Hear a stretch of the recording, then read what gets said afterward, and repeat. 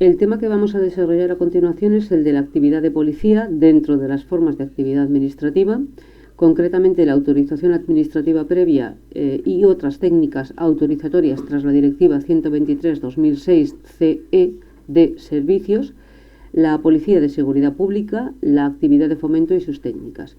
Para elaborar este tema yo he utilizado varios artículos de la Constitución, entre ellos el que tenéis en la pantalla, el 25, aparte del 132 y no sé si algún otro, conforme voy desarrollando el tema pues os lo iré contando. De otro lado, he utilizado la ley de procedimiento para hablar de la comunicación previa y de la declaración responsable, el artículo 69 de la 3915.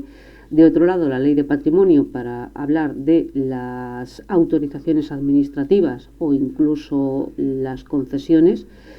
Y por último, para hablar de la actividad de fomento, he utilizado la Ley General de Subvenciones, dado que no hay remisión en el título del tema ni en los epígrafes del tema al ámbito local, pues yo me he referido a la normativa estatal. Para comenzar la exposición, a mí me gustaría distinguir en un principio las tres formas de actividad administrativa. De un lado, la prestacional, que ya hemos visto en el otro tema, de servicio público. De otro lado, la de policía, que consiste fundamentalmente en las técnicas de control de la actividad de los particulares. Y de otro lado, la actividad de fomento, que veremos también en este tema. Para comenzar con la actividad de policía, yo creo que es imprescindible mencionar el artículo 25 de la Constitución. ¿Por qué? La actividad de control de los particulares que puede llevar a cabo la administración pública necesita necesariamente de un régimen de infracciones y posteriormente la imposición de sanciones. Para ello es necesario saber si la administración pública ostenta o no la potestad sancionadora. Y eso lo vamos a ver en el artículo 25 de la Constitución. En el número 1 se dice que nadie puede ser condenado o sancionado por acciones u omisiones que en el momento de producirse no constituyan delito, falta o infracción administrativa según la legislación vigente.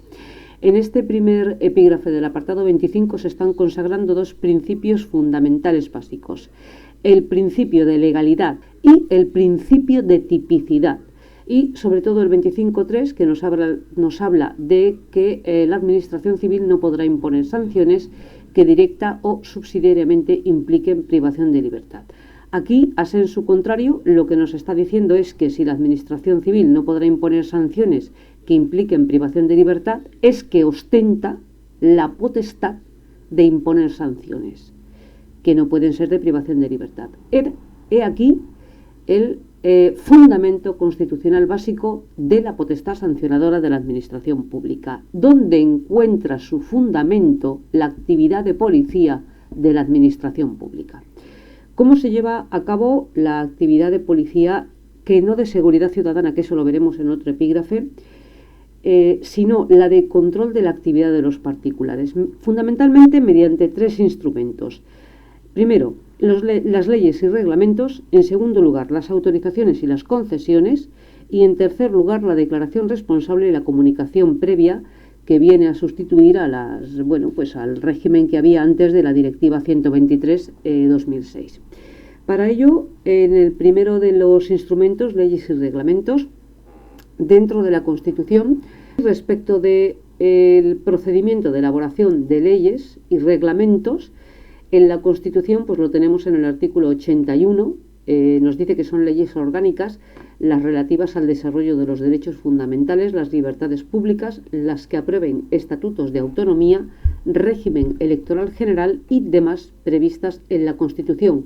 Exigen para su aprobación mayoría absoluta del Congreso en una votación final sobre el conjunto del proyecto. La diferencia fundamental entre las leyes orgánicas y las leyes ordinarias no se fundamenta en el principio de jerarquía. No existe una jerarquía entre las leyes ordinarias y las leyes orgánicas en función del cual las leyes orgánicas jerárquicamente sean superiores a las leyes ordinarias. Es una diferencia en razón del procedimiento de aprobación de cada una de ellas. De otro lado, tenemos la legislación delegada del artículo 82, donde nos dice que las Cortes Generales podrán delegar en el Gobierno la potestad de dictar normas con rango de ley sobre materias determinadas no incluidas en el artículo anterior, es decir, que no sean susceptibles de ley orgánica. Mediante dos instrumentos, la ley de bases, cuando se trate de realizar un texto legislativo, formar un texto articulado, o una ley ordinaria cuando se trata de refundir varios textos y el resultado es un real decreto legislativo. Sí me interesa en especial la figura del artículo 86, que es el real decreto ley, que nos dice que en caso de extraordinaria y urgente necesidad, el Gobierno podrá dictar disposiciones legislativas provisionales que tomarán la forma de decreto ley, debiendo ser inmediatamente sometidas a debate y votación de la totalidad al Congreso de los Diputados en el plazo máximo de 30 días, para que el Congreso convalide o derogue esta disposición legislativa provisional. Poner de manifiesto la duda que la doctrina siempre nos manifiesta sobre si el Real Decreto Ley nace como reglamento o nace como ley. Es decir, si nace como reglamento y cuando se convalida en el Congreso adquiere el carácter de ley y por ende la obligatoriedad o los efectos como ley los despliega desde el momento de la convalidación, o nace como ley y por lo tanto sus efectos se despliegan desde el momento en el que nace. Bueno, yo personalmente, dada la redacción del artículo 86, en caso de extraordinaria y urgente necesidad, el Gobierno podrá dictar disposiciones legislativas provisionales que tomarán la forma de decretos leyes. Yo me inclino por la tesis de que efectivamente nacen como leyes, después son o no convalidadas en el Congreso, pero si son convalidadas despliegan efectos como leyes desde el momento en que fueron aprobadas, aunque tuvieran la forma de decreto ley. Vemos el siguiente de los métodos, que es las autorizaciones y concesiones. Esto tiene relación con la utilización del dominio público. Para ello nos vamos a la Ley de Patrimonio, que nos va a hablar en el artículo 84 de la necesidad de un título habilitante para el uso del dominio público, no siempre, y ahora veremos los supuestos. En primer lugar, nadie puede, sin título que lo autorice por la autoridad competente, ocupar bienes de dominio público o utilizarlos de una forma, digamos, intensiva o que exceda del uso ordinario. En el número 3 nos dice que las concesiones y autorizaciones sobre bienes de dominio público se regirán en primer término por la legislación especial de la reguladora de aquellas y, a falta de normas especiales o insuficiencia de estas, por esta ley. Vamos a ver los tipos de usos que caben del dominio público y después veremos si es necesario algún tipo de autorización u otro título habilitante. El artículo 85 nos habla en primer lugar del uso común. Es aquel uso que se hace conforme a la naturaleza propia del dominio público y en la intensidad idéntica que no suponga un exceso sobre el uso ordinario que realizaría cualquier ciudadano. En segundo lugar, tenemos el aprovechamiento especial, que se caracteriza por no impedir el uso por parte de otros ciudadanos del dominio público, pero supone la existencia de una intensidad en el uso del dominio público, bien porque hay circunstancias de escasez, porque pueden suponer actividades peligrosas, porque se obtiene una rentabilidad singular. Y por último, la figura del uso privativo, que es exclusivo y excluyente el uso del dominio público. Los títulos habilitantes. En función del tipo de uso, tenemos o no necesidad de un título habilitante. Para el uso común no se precisa ningún título habilitante.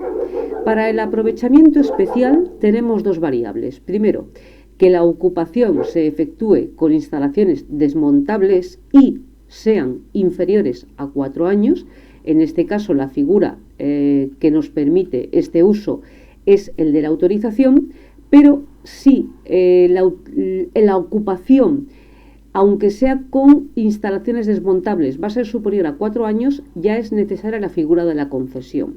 Y de otro lado, por último, el 3, el uso privativo. implica la ocupación con obras o instalaciones fijas o, como decía el caso anterior, instalaciones desmontables pero por un periodo superior a 4 años y requiere en cualquier caso concesión administrativa. Una vez concluido esta forma de control de actividad de los particulares, vamos a la tercera, que es la declaración responsable y la comunicación previa recogida en el artículo 69 de la Ley 3915. Lo tenemos aquí, se entiende por declaración responsable un documento en el que el interesado manifiesta, bajo su responsabilidad porque va firmado, que cumple con los requisitos establecidos en la normativa para obtener el reconocimiento de un derecho o la facultad para su ejercicio. Además afirma que dispone de la documentación que lo justifica y de otro lado se compromete a exhibir esta documentación en cualquier momento en que sea requerido por autoridad competente. De otro lado tenemos la comunicación responsable, que es aquel documento en el que el interesado pone en conocimiento, por eso es una comunicación, porque le comunica a la administración pública competente, bien sus datos identificativos o cualquier otro dato relevante para el inicio de una actividad o el ejercicio de un derecho. Ambas dos figuras despliegan efectos desde el día de su presentación. Ojo porque la inexactitud, falsedad u omisión de carácter esencial puede determinar la imposibilidad de continuar con el ejercicio o la actividad afectada desde el momento en que se tenga constancia de tales hechos, sin perjuicio, además, de las posibles responsabilidades penales, civiles o administrativas a las que hubiere lugar. Decir que cabe la posibilidad de que las administraciones públicas dispongan de modelos formalizados. Y por último, el artículo 6, el apartado 6, muy importante porque dice que únicamente será exigible bien una declaración responsable o bien una comunicación para iniciar una actividad u obtener el reconocimiento de un derecho, sin que sean exigibles acumulativamente. Este era el último de los mecanismos de control de la actividad de los particulares. Así pues, ahora nos referimos a la función de policía de seguridad pública. Esta función de seguridad pública concretamente nos remite a la Ley Orgánica de Cuerpos y Fuerzas de Seguridad del Estado. Nos habla de proteger el ejercicio de los derechos y libertades de los ciudadanos, que es la función principal de estos cuerpos. Y por otro lado, también se dice que en ocasiones la función de policía de seguridad pública tiene la tarea de regular la actuación de los particulares en determinados supuestos en los que, pese a estar ejerciendo derechos que les corresponden, debe estar esa actuación regulada o matizada para no generar un problema de seguridad pública.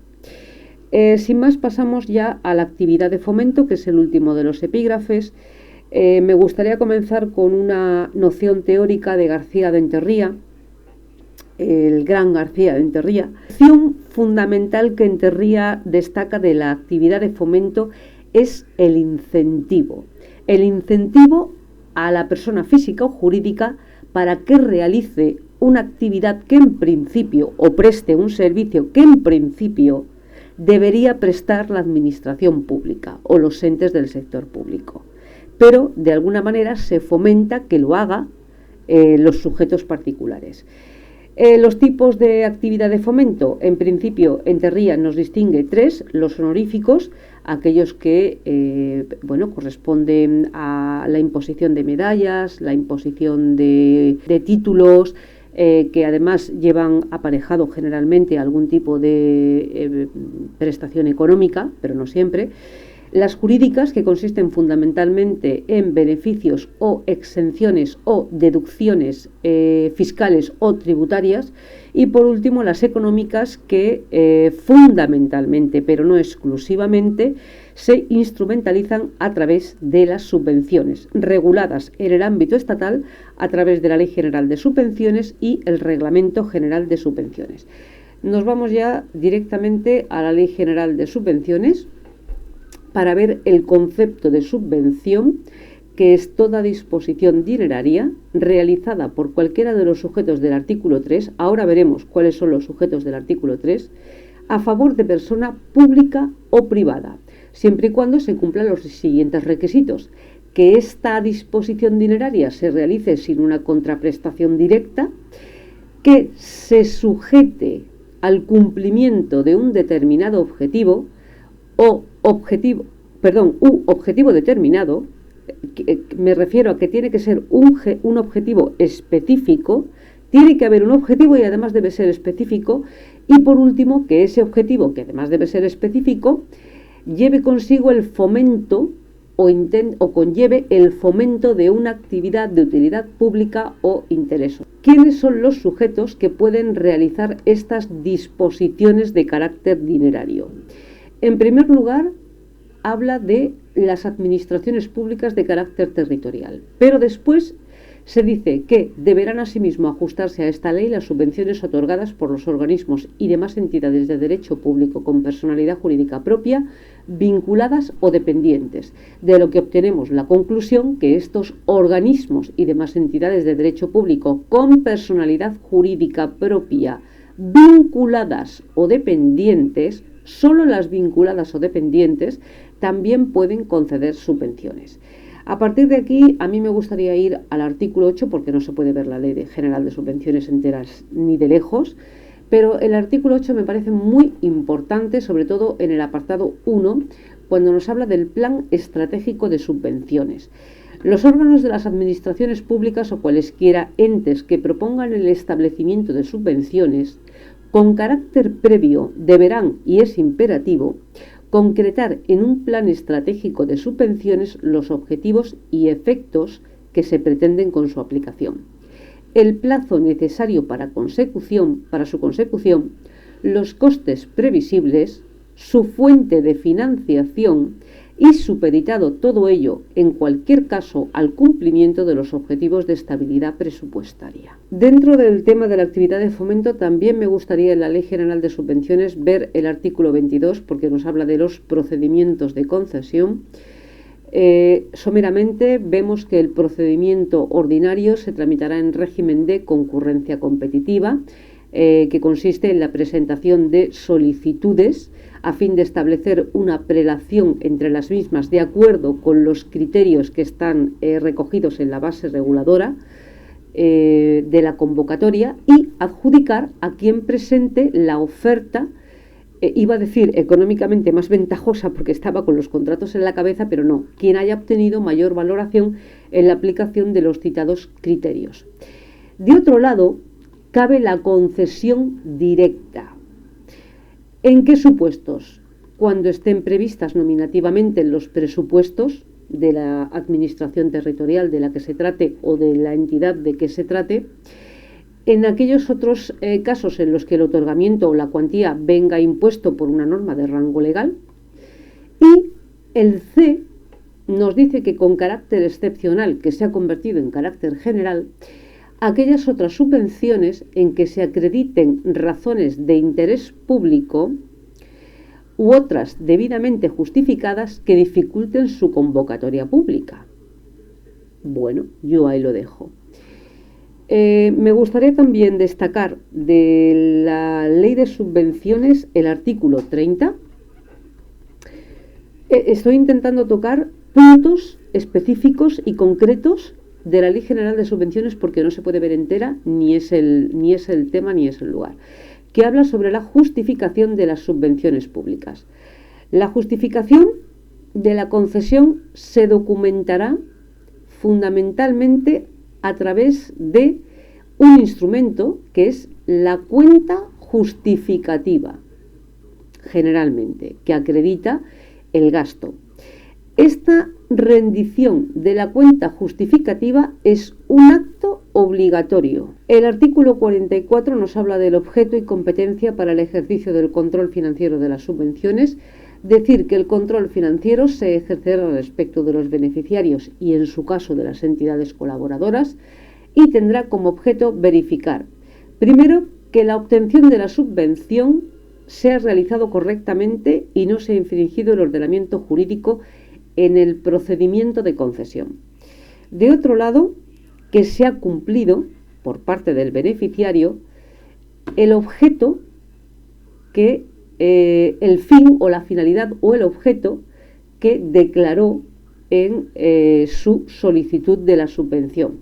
De otro lado, la adecuada y correcta justificación de la subvención por parte de los beneficiarios. De otro lado, la realidad material de la aplicación de los caudales públicos. De otro lado, la adecuada y correcta financiación de las subvenciones. Y por último, la existencia de hechos no declarados. Esto lo verificarán los interventores, que no ha habido situaciones o se han producido situaciones no declaradas. El control financiero podrá consistir en el examen de los registros contables, de operaciones individuales. También aquí está la comprobación material de las inversiones finalizadas para ver si se corresponden con lo que aparecía en el documento de solicitud de la subvención y cualesquiera otras comprobaciones que resulten necesarias. Con esto yo daría por concluido el tema.